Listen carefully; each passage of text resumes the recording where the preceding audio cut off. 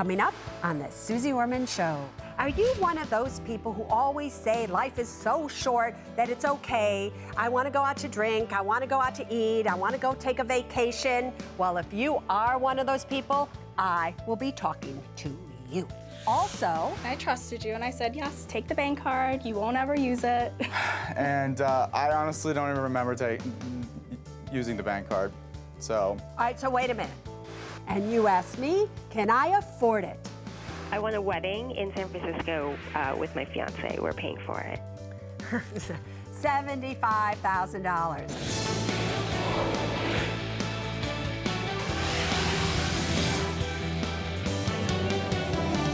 Hi, everybody. I'm Suze Orman, and you are watching The Suze Orman Show.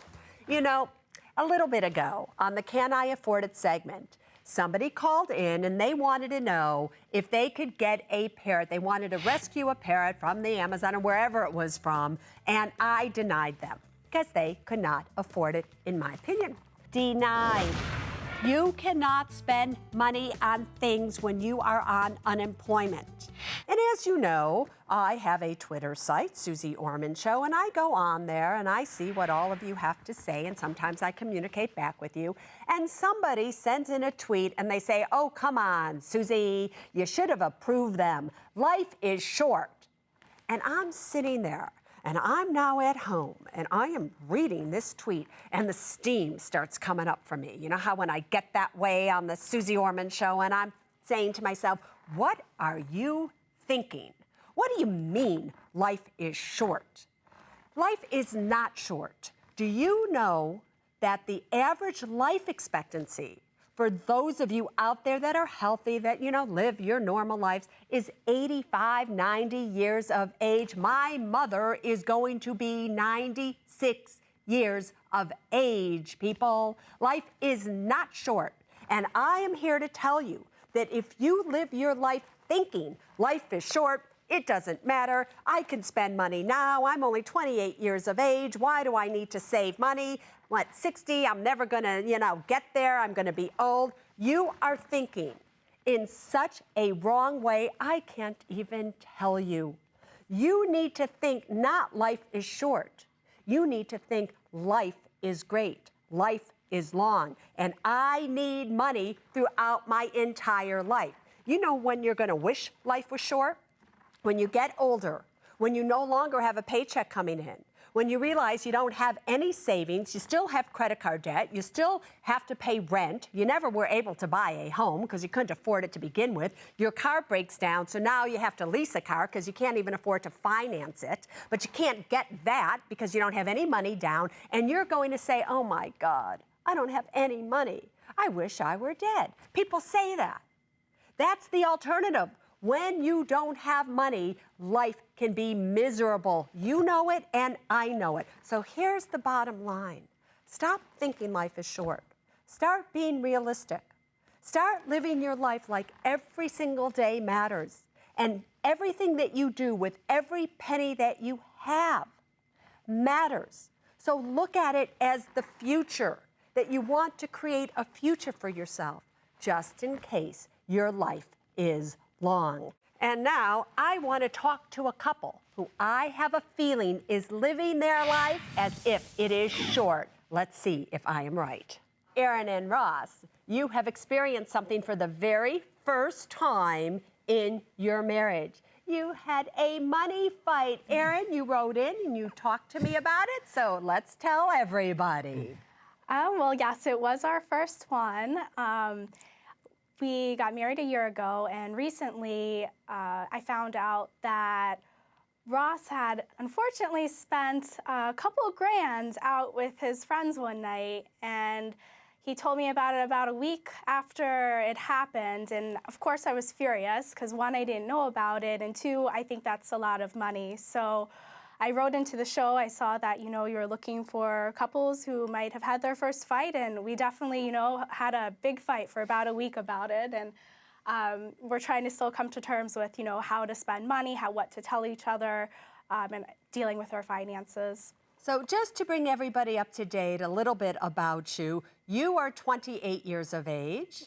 right? Ross is 27, even though you say you've been married for just 1 year. The truth of the matter is, prior to being married, you were together for 4 or 5 years. Is that correct? That's correct. So you kind of knew each other, or thought you knew each other, intimately speaking.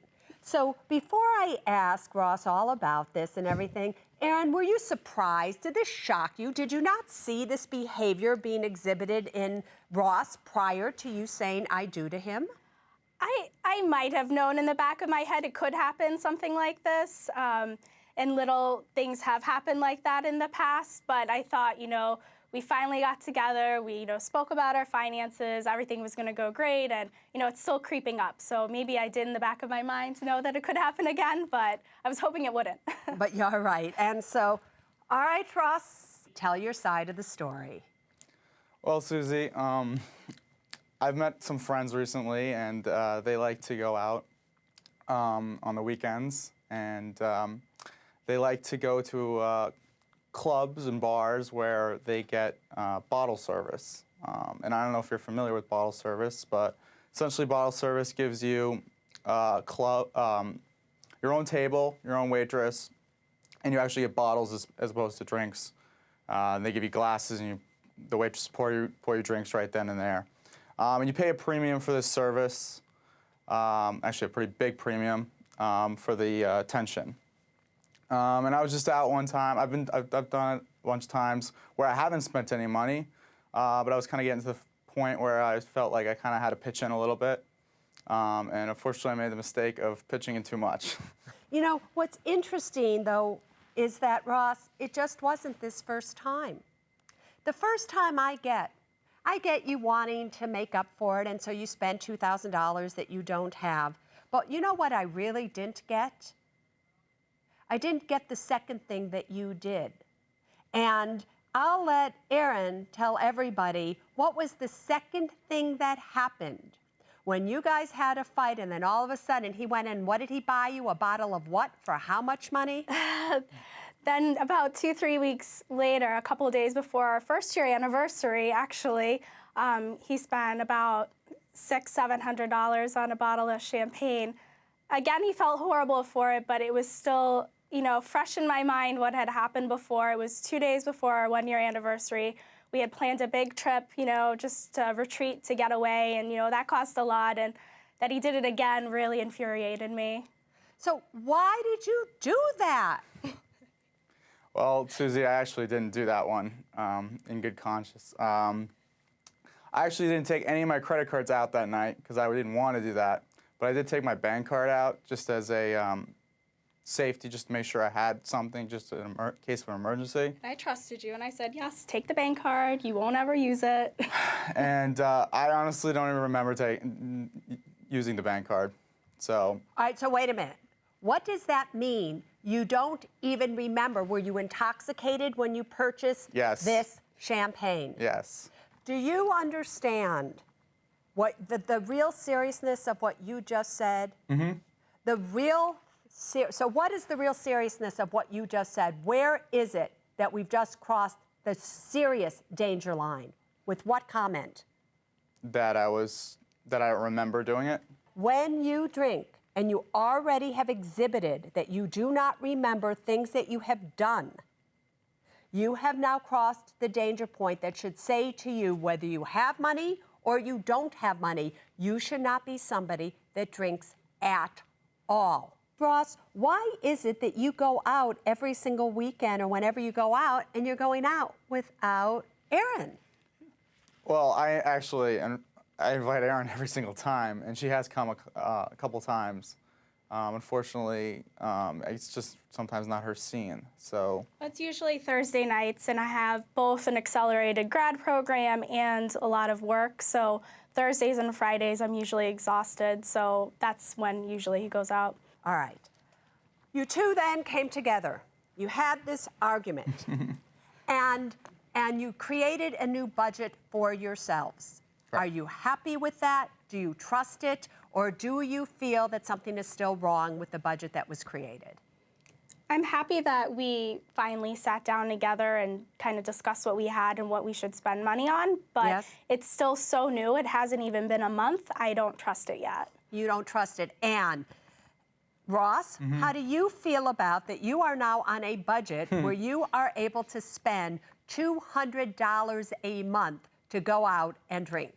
It's definitely a challenge. Yeah, it's a challenge. And so you think that actually you should spend more than $200 a month to be, your budget, you should be able to be allowed to spend more than $200 a month to go out and drink something like I have in my hand right now, which is a glass of wine. Is that correct?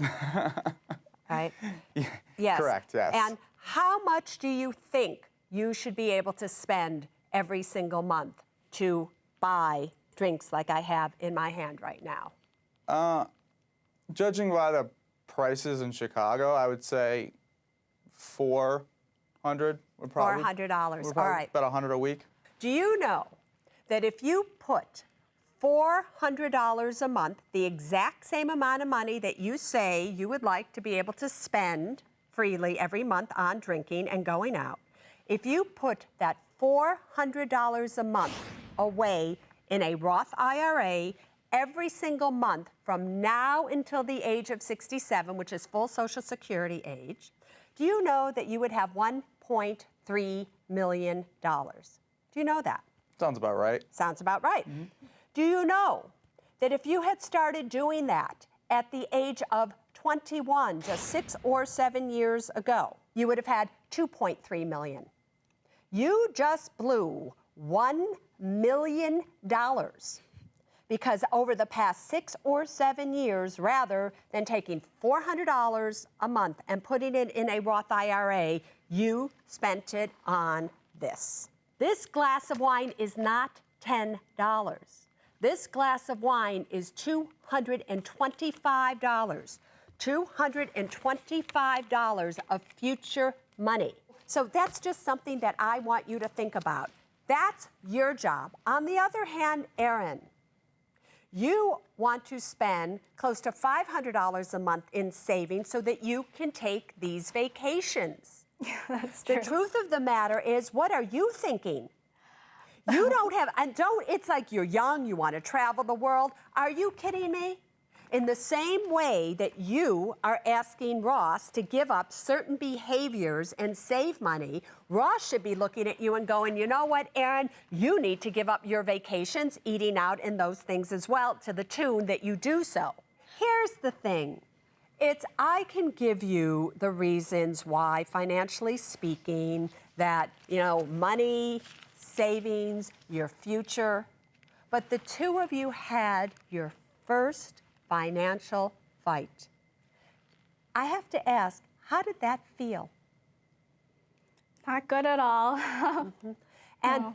when you had that first financial fight, different than other fights, when you have other fights, it's like they come, they go, but a financial fight literally breaks down the trust and the foundation of a relationship when other fights do not. That's Do you true. agree with me? Yes, very much so. So here's what I would like the two of you to do.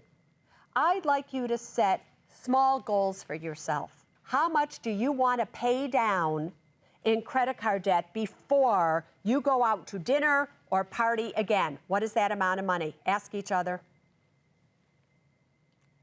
3,000, Before we 2,000.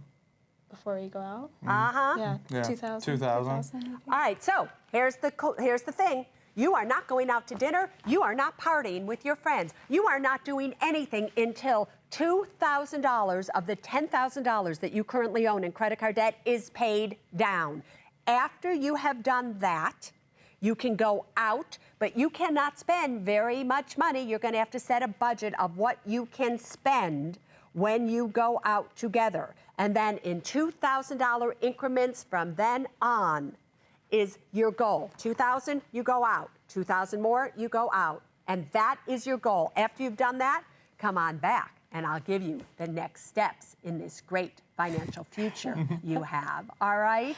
Okay. Okay, sounds Do good. me a favor, kiss each other. Yeah, that's how I like to end an interview.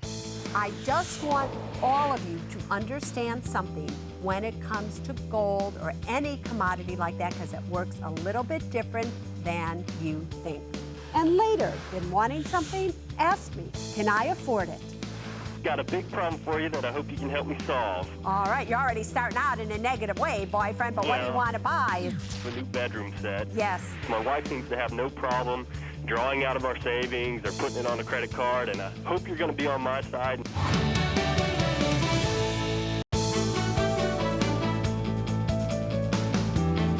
Welcome back, everybody. You know, I can't go anywhere without many of you coming up to me and asking me this question.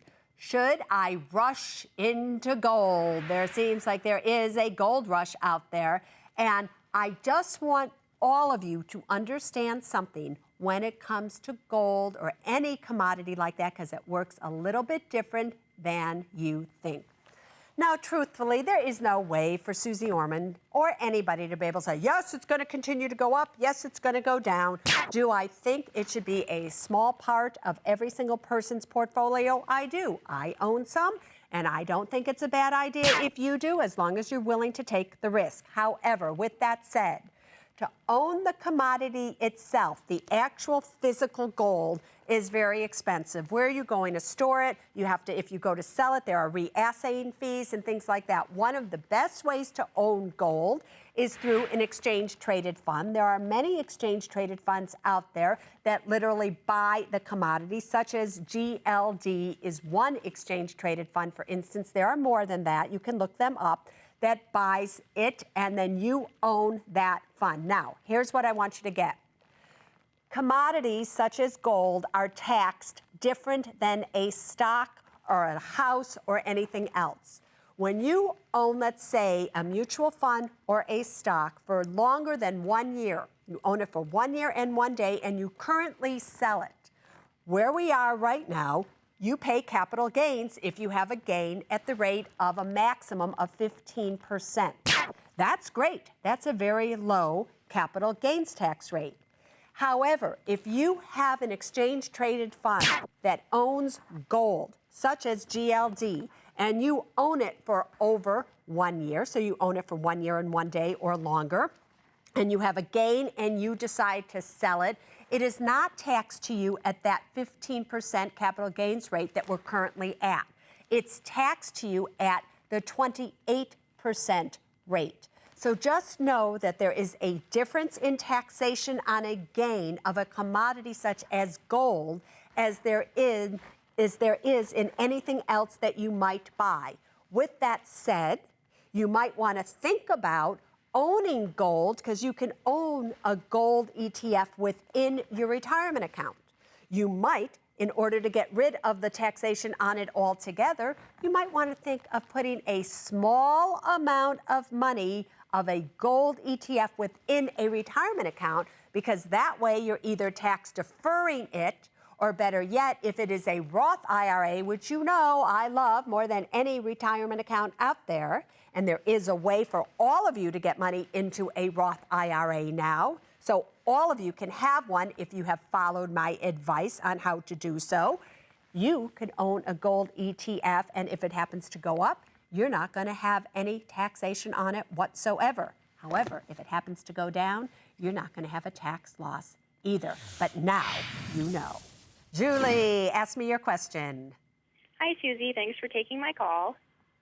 I recently attended a credit seminar, and the leader of the seminar said that in order to raise your FICO score with a credit card, you have to carry a balance. I've always been taught to pay my credit card bill on time and in full, so I'm just wondering who is right here. You're right. You know, here's the thing. A balance doesn't help anybody except for the financial institution that is lending you that money at a specific interest rate. You do not have to keep a balance. All you need to do is show that you pay your bills on time, that you don't go over your credit limit, and that you don't carry absolutely too high of a balance. So live your life where you do not carry a balance on your credit card, and you will be just fine. Up next, you can't afford to miss. Can I afford it? I would like to buy a 60-in-1 multi-cade video arcade game for my upcoming 40th birthday. This is going to be a funny Can I Afford It? Also, Once a year, I want to fly to Texas to get my hair done. you want to fly all the way from California to Texas to get your hair done once a year. Why?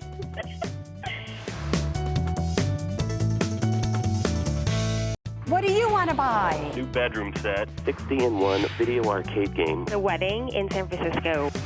Welcome back, everybody. The economy goes up, the economy goes down, but one thing for sure is this. There are always things that you want to buy. Isn't that true? But here is the question. Can you afford it or not? This is the segment where you call in. You tell me what it is that you want to buy. I ask you a few questions, and I tell you if you can afford it or not, and you better listen to me. Are you ready? Let's start with Jamie. What do you want to buy, Jamie? Hi, Susie. I'm super psyched to talk to you. Thank you, girlfriend. What's up? What do you want to buy? Once a year, I want to fly to Texas to get my hair done. Where do you live right now? Wait, where do you live right now? I'm in California. You want to fly all the way from California to Texas to get your hair done once a year. Why?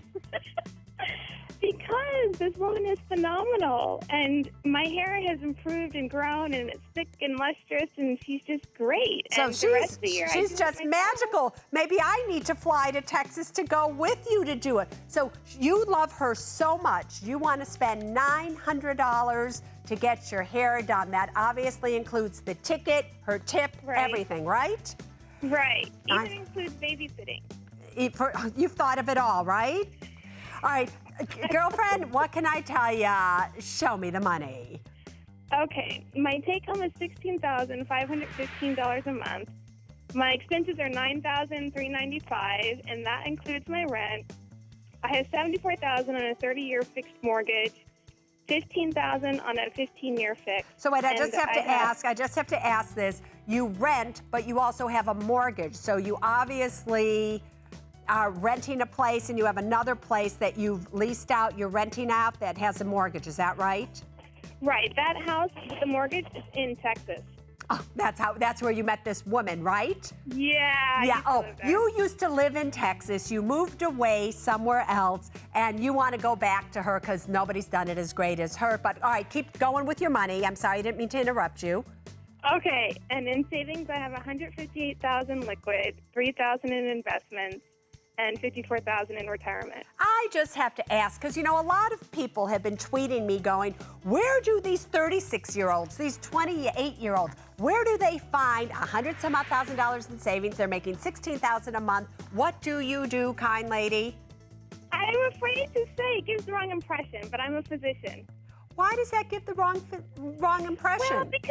Well, because people think we make so much money, but Susie, I didn't start making this kind of money until like a year or two ago. Well, guess what? I think you're doing great. And in fact, I think you're doing so great, you are approved. Yay! Because if you want to go all the way to Texas to get your hair done, by the way, just between you and me, I can relate. My favorite person is in Hong Kong.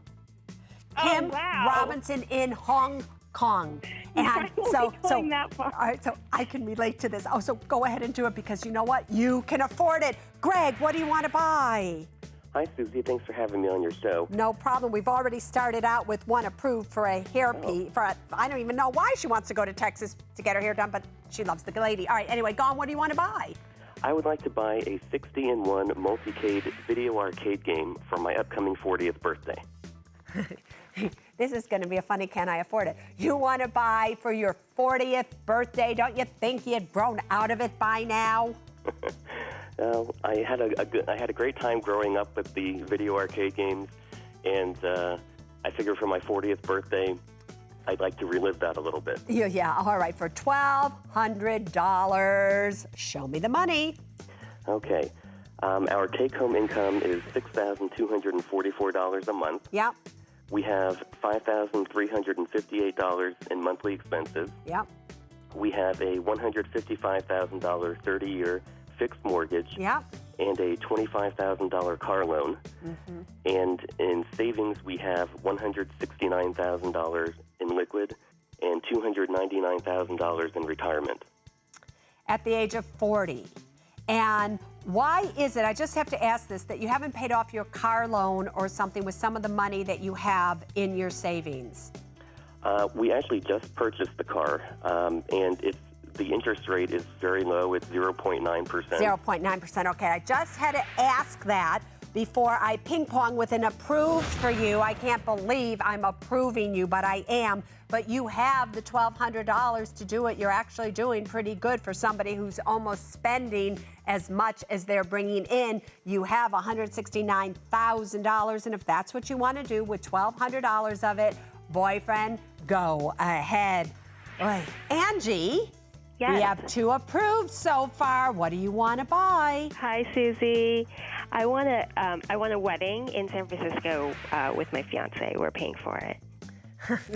$75,000. All right, so we have a $900 hairdresser. We have a $1,200 video arcade.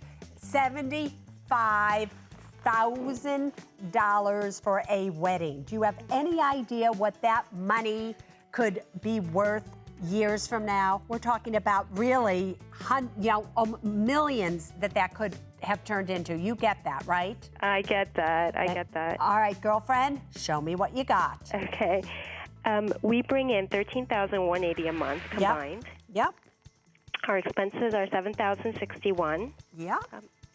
We have $412,000 in our mortgage, 30-year fixed. Uh-huh.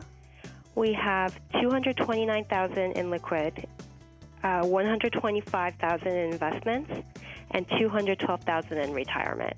So I have to ask this again, because here I have another 28-year-old with hundreds of thousands of dollars in savings. Is this money that you saved, or was this an inheritance? No, this is money that we saved.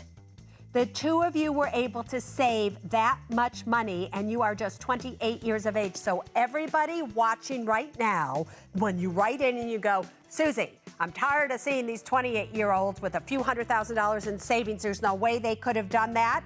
Angie, you did it on your own, correct? Yep, that's correct. All right, and you want to take $75,000 of that now, and you want a wedding. Again, you are approved because you have the money to do so. We have 1 more. Do you think we're going to have a straight run of it? Jack, what do you want to buy? Hey, Susie, thanks for taking my call. Anytime. Got a big problem for you that I hope you can help me solve. All right, you're already starting out in a negative way, boyfriend, but what do you Yeah. want to buy? Is it a problem? You want me to buy you a problem? Well, my wife and I have been arguing for the past year or so about the purchase of a new bedroom set. Yes. And I seem to think that we need to pay off some of our higher interest loans and put more in savings before we make this big of a purchase. My wife seems to have no problem drawing out of our savings or putting it on a credit card, and I hope you're going to be on my side, and together we can convince my wife that we need to wait a little while to make this purchase. But, Jack, I wanted to make this a straight, can I afford it, approved show. But anyway, all right, $5,000 for a bedroom set. Show me the money, boyfriend. Well, I bring home about $5,700 a month. Yeah. Our expenses are about $4,055. Yeah. Our debt, we have $105,000 30-year fixed mortgage. Yeah. $700 in credit card debt. Yeah. $15,000 in student loan debt. Yeah. $16,000 car loan. Yeah. In our savings, we have $13,000 liquid and about $35,000 in retirement. Denied. All right, good. I Denied like it. because I love you, Jack. But the truth of the reason I'm denying to you is, number one, you have $13,000 in an emergency fund. You need $32,000 in an emergency fund for an 8-month emergency fund, according to Miss Orman here. All if right. you take $5,000 from the $13,000, now that leaves you $8,000. Now you're seriously underfunded. You have credit card debt, student loan debt, all this kind of debt. Are you kidding me? Sleep on the floor. Want to be part of the Can I Afford It segment? All you have to do is go to my website, SuzeOrman.com, and you will find the information that you need to know there to come and play with me right here. Up next, Thora wants to know, Susie, how are we doing? I'm absolutely thrilled to be talking to you. What do you mean you're actually thrilled? Do you think that there are some people who come on this show that aren't so thrilled to talk to me?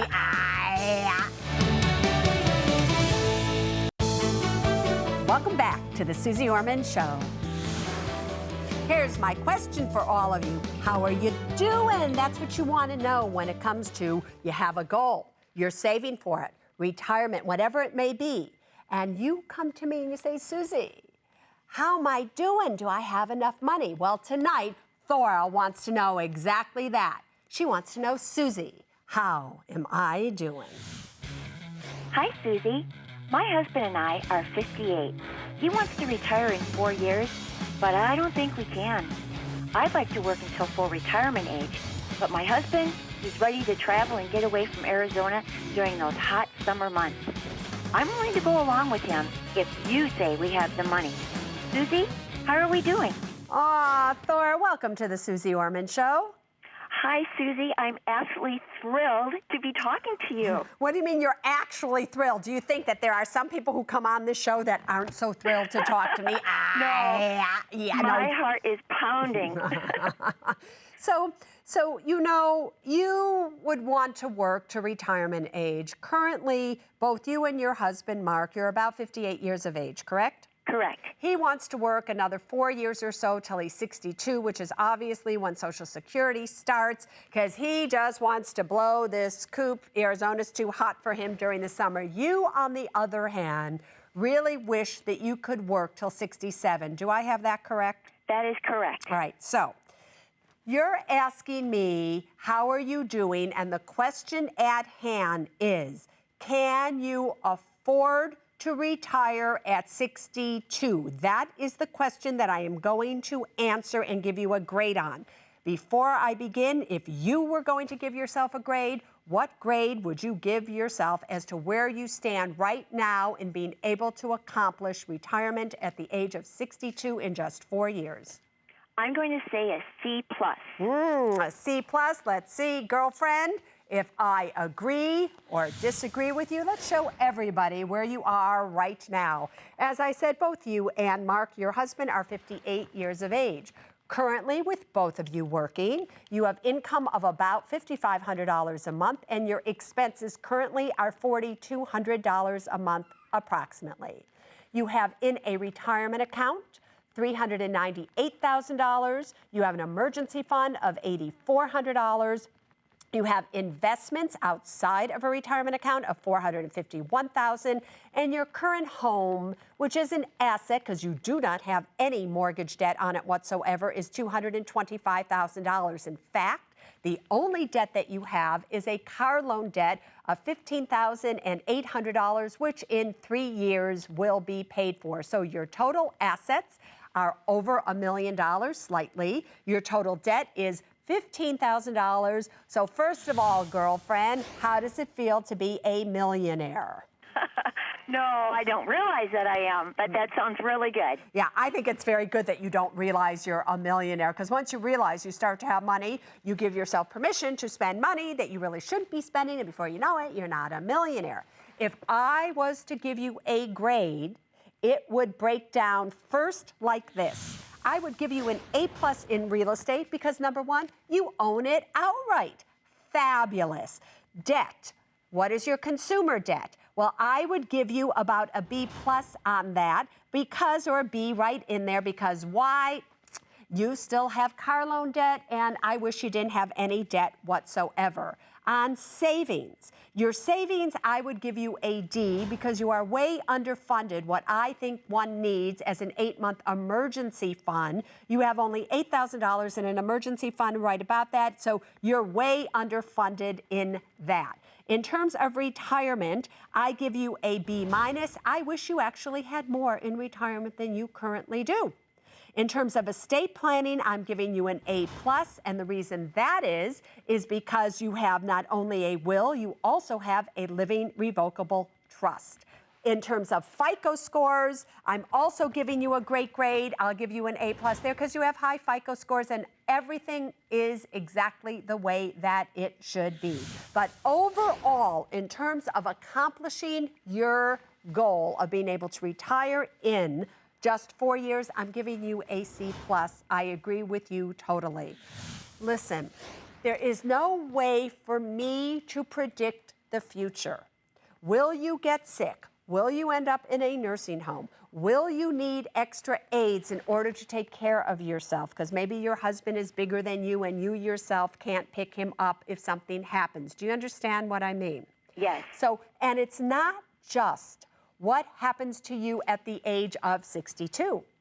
It's what happens to you later on in life as well, when all of a sudden now your income is coming in from his Social Security and your Social Security. In fact, if you retire at the age of 62, between the two of you, your Social Security will be $2,500 a month just for that. Currently, your expenses are in the $4,000 area, but at the age of 62, you will no longer be spending $900 a month on this credit card debt that you're paying because of your daughter. That'll be gone in just a few months from now. You also aren't going to have the $900 a month expense that right now Mark is spending because he's going to work and all that. So your expenses will be about $2,500 a month as well. So you have that with Social Security. You're meeting your expenses, but you want to travel. You want to do all of that. So to be able to travel and do all of that, we're now taking the income from our investments and from our retirement account in order for you to do so. Correct? Correct. All right, now, my projections for you are that, all right, you'll have about $850, maybe, a little bit more than that, $900,000, depending on interest rates and how the market goes, for you to generate income from between your retirement and your current investments. So maybe after taxes, you'll have another $2,000, $3,000 a month, and you could get by. But this was the point that I was going to make to you. Later on in life, you are now counting on that you both get Social Security. But let's just say something happens to you or something happens to Mark. You then lose one of your Social Security checks. And who's ever left will take the Social Security check that was higher, or they'll keep their own. But that is still a dramatic cut in income of about $1,300 a month at that time, right? Right. All right, so you have not necessarily taken that into account. Next, obviously at the age of 65, according to your paperwork, you get another $500 a month. He gets $45,000 of an annuity. Here's the bottom line. If you retire at 62, by the time you're 65, you are looking right about $5,200 a month of income for you while you are both alive. If you were to wait till you were 67 to retire, you would have far more in your retirement accounts. Your income would be about $7,700 a month. That would be far more for you to handle and make up for the loss of one Social Security check when it happens. If I were you, I would be waiting until I was 67. You are cutting it too close at the age of 62. And coming up next, the last call, where, by the way, I have a change of advice when it comes to tax refunds that I have been giving forever. I have changed my mind. And I also hear, and we're going to see it, that there is a roller derby skater who is channeling me. Susie, hey, I'm Gara. By day, I'm a clinical pharmacist at Veterans Medical Center. But by night, I'm Suze Orman. Welcome back to the Suze Orman Show. Susie, hey, I'm Gara. By day, I'm a clinical pharmacist at Veterans Medical Center. But by night, I'm Suze Orman, new skater with the Atlanta Roller Girls. I've watched your shows since it started. I've read all your books. And I even have my very own 8-month savings emergency fund, girlfriend. Here I am in my mountain, ready to take track with my team, the Apocalypse. Oh, and take a look at my number. You know what that is, right, Susie? So, what do you think? Am I approved? Oh, you are so approved. It's not even funny, girlfriend. Do all of you know what that 850 number was? That is a perfect number of a FICO score, your credit score, just in case you didn't know. I just might show up at one of her games one night just so I can see it in person. All right, coming up right now, our last call of the night. Here's what you need to get. For years, I've been telling you, I do not like you to get a tax refund. It just doesn't make any sense. Well, listen to this call. It's Melissa from Michigan. I kind of have a change of heart. Yes, hi, Susie. My coworkers and I, we have been debating this topic back and forth, and every year my family receives a big tax refund. We use the money for vacations, home improvements, and, other things that we have, around the house. Yeah. And I am a saver, but I look forward to this refund. Is it better not to get a refund, or in this economy, does it really matter? Here's what's so funny, Melissa, is years ago, when interest rates and savings accounts and things around were 5% and so forth, it made absolutely no sense to get a tax refund. You let Uncle Sam hold your money for you for the entire year, interest-free. And they're the ones who made interest on your money. You didn't make any. So you could have, let's just say your refund is $3,000 a year, because that's kind of like the average refund. Is that how much your refund is? No, it's like $6,000. $6,000. I know. So $6,000. So that's $500 more per month that you could get in a paycheck. $500 more per month that you literally could put into a savings account, make the interest on it, and then at the end of the year, rather than just having $6,000, maybe you would have $6,100 or $200. Do you see what I mean? Yes. So it's not bad if you do it one year, but we pay income taxes every year for the rest of our lives. So that little interest can mount up to tens of thousands of dollars over a lifetime. True. However, with that said, currently in this economy, given the fact that interest rates in banks are 0.5% taxable, we really aren't talking about a lot of money. So for now, and now only, as long as interest rates stay this low, if interest rates go back up again, I will change this advice. But if you look forward to that check, if that is forced savings upon you and that is how you do it, you're not losing that much in this particular economy. But if interest rates go back up again to 2, 3, 4, 5%, you better not be getting a tax refund. Got that? All right, everybody. You know what was important about that last call? Well, I will tell you. A good financial advisor changes their advice according to the time.